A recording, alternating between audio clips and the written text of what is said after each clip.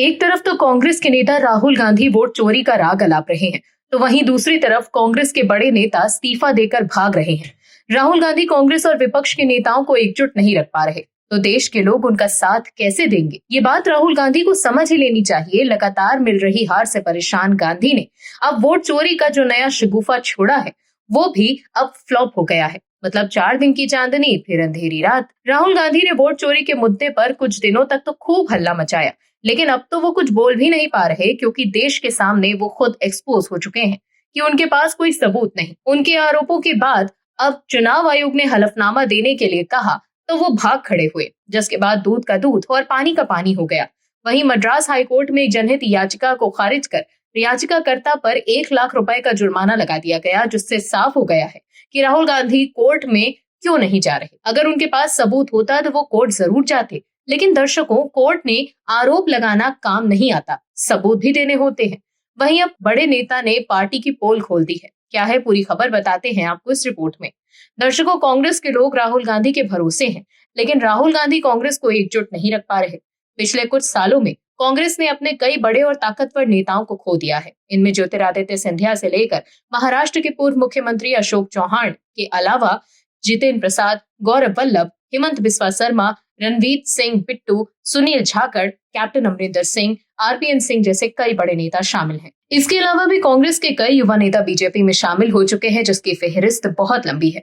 लेकिन फेल हो रहे राहुल गांधी को ही कांग्रेस अपना नेता प्रोजेक्ट कर रही है, जबकि दूसरे नेताओं को मौका तक नहीं दिया जा रहा, जिससे तंग आकर वो इस्तीफा देने पर मजबूर हो जाते हैं। कांग्रेस में इन्हें ही मौका मिला तो गांधी परिवार की भक्ति में लीन रहते हैं।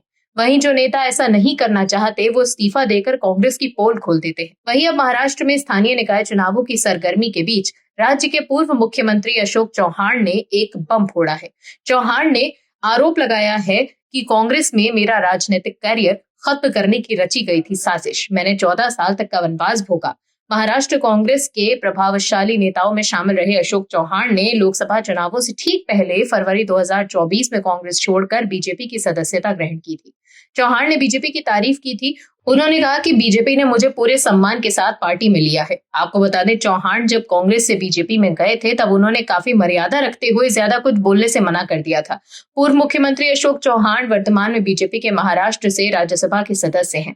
उनकी बेटी विधानसभा चुनावों में जीती थी। अब करीब 1.5 साल बाद चौहान ने बड़ा बम फोड़ दिया है।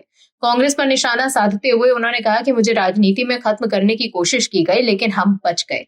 चौहान ने कहा कि झूठे आरोपों के कारण उन्होंने कांग्रेस छोड़ी। चौहान विलासराय देशमुख के बाद सीएम बने थे। उनके बाद पृथ्वीराज चौहान को सीएम बनाया गया था। चौहान 2 बार सीएम बने थे। आदर्श सोसाइटी घोटाले में घिरने के बाद उन्हें इस्तीफा देना पड़ा था। चौहान ने उन कांग्रेस नेताओं को भी फटकार लगाई जिन्होंने उन पर वोटों की हेराफेरी का आरोप लगाया था। चौहान ने सवाल उठाया कि अगर वोटों में हेराफेरी होती तो क्या नाना पटोले 250 वोटों से जीत जाते। बीजेपी के लातूर ग्रामीण कार्यकर्ताओं का संकल्प मेले के दौरान अशोक चौहान ने जमकर निशाना साधा। चौहान ने बीजेपी की तारीफ की। उन्होंने संतोष जताते हुए कहा कि बीजेपी ने उन्हें सम्मान और आदर मिला।